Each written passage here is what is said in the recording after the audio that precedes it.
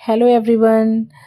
दुर्गा पूजा है तो वेस्ट बंगाल में रहती हूँ और सुख तो ना बनाऊँ ये ऐसा हो नहीं सकता। तो आज ना मैं बिल्कुल बंगाली थाली घर पे बनाई थी और भी रेसिपी आपके साथ शेयर करूँगी। तो आज पहले सुक्तों की रेसिपी आपके साथ शेयर करूँगी। इसमें लहसुन प्याज बिल्कुल भी यूज़ नहीं होता है, तो ये आप आराम से नवरात्रि में बना सकते हैं। आइए उसके लिए बताते हैं क्या क्या सब्जियां लगेगी।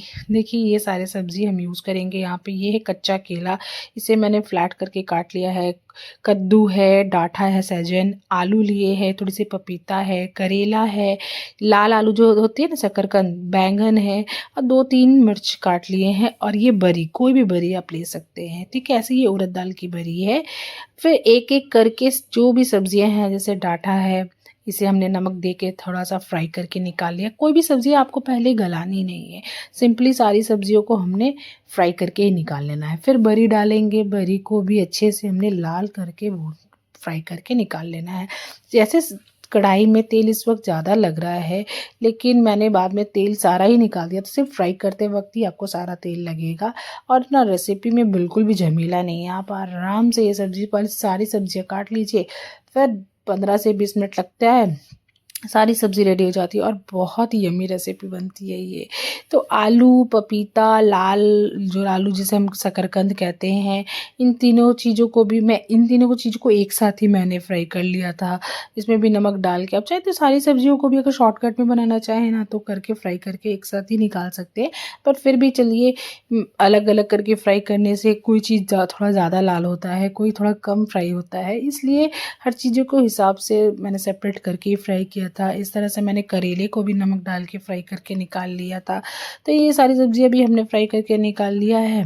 फिर इसके बाद जो बची हुई सब्जियाँ हैं हमारी, उसे भी हम ऐड करेंगे। इसके बाद हम कढ़ाई में, देखिए मैंने तेल कम कर लिया था, तो इसके बाद फिर हम इसमें डाल रहे हैं ये कच्चा केला है और कद्दू।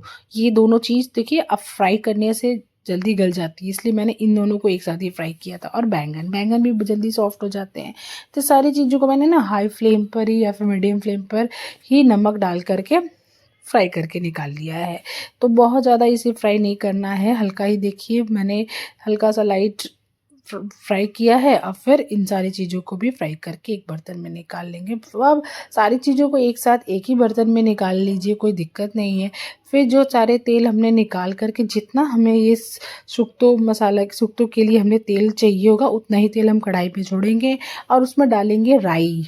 ये जो राधुनी मिलता है, राधुनी सभी लोग नहीं जानते हैं, राई जो मिलती है या सरसों के दाने होते हैं, काला सरसों, उसे यूज़ कर सकते हैं। मैंने यहाँ राई यूज़ किया था। राई डालेंगे तेल पे और इसको हल्का सा चटक जाने देंगे। उसके बाद जितनी भी सब्जियाँ आपने फ्राई करके रखी है ना, आलू है, पपीता, कद्दू, करेला, सहजन, शकरकंद, सारी चीज़ों को, बैंगन को एक साथ डाल करके फिर एक साथ थोड़ा मिक्स कर लीजिए। और फिर उसके बाद हमने यहाँ पे नारियल का दूध यूज़ किया है। नारियल का दूध मैंने घर पर ही फ्रेश बनाया था। तो नारियल का दूध मैंने यहाँ पर 1 ग्लास नारियल का दूध है और उसमें 1 ग्लास पानी है। इन दोनों चीज़ों को मिक्स करके मैंने बनाया। नारियल का दूध बिल्कुल कोल्ड प्रेस है, मतलब एकदम गाढ़ा वाला नारियल का दूध है, उसमें मैंने पानी नहीं डाला था। तो ये 1 ग्लास है। आप दोनों को अगर थोड़ा डाइल्यूट करके बनाते हैं तो हिसाब से समझिए 2 ग्लास डाल दिया है। और इसमें मैंने यहाँ डाला है ये सुक्तो मसाला। ये रेडीमेड मसाला आजकल आराम से मिलता है, वेस्ट बंगाल में तो आराम से मिलता है और सारे स्टेट में मुझे नहीं पता। बाकी मैं इस मसाला की रेसिपी भी आपके साथ बाद में कभी ज़रूर शेयर करूँगी। और डाल करके मैंने इसे सिंपली ढक दिया है, थोड़ा सा नमक भी डाला था स्वाद के अनुसार। डाल करके ढक के मैंने इसे करीब 15 मिनट पकाया है। सारी चीज़ें आपस में मिल जाएगी। बरी को भी उस वक्त ही मैंने डाल दिया था ताकि बरी भी बिल्कुल सॉफ्ट हो जाए। डाल के देखिए ग्रेवी भी थोड़ा कम हो गया, सारी सब्जियां अच्छी से गल चुकी हैं और बन गई हमारी सुक्तो बिल्कुल रेडी सर्व करने के लिए। तो देखिए झटपट से बन जाती है ना ये सुक्तो, लेकिन हम सुक्तो सोचते हैं कितना कुछ पड़ा है, ये कितना टाइम लगेगा, कितना झमेला, बट ऐसा कुछ भी नहीं है।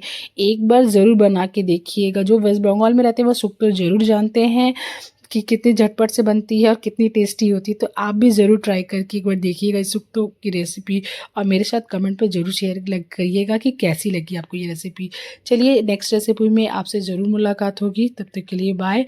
मेरे चैनल को प्लीज़ सब्सक्राइब करिए, फॉलो करिए और लाइक कीजिएगा मेरे सारे डिश को अच्छी लगती है तो दूसरों के साथ भी शेयर करिएगा। चलती हूँ, बाय।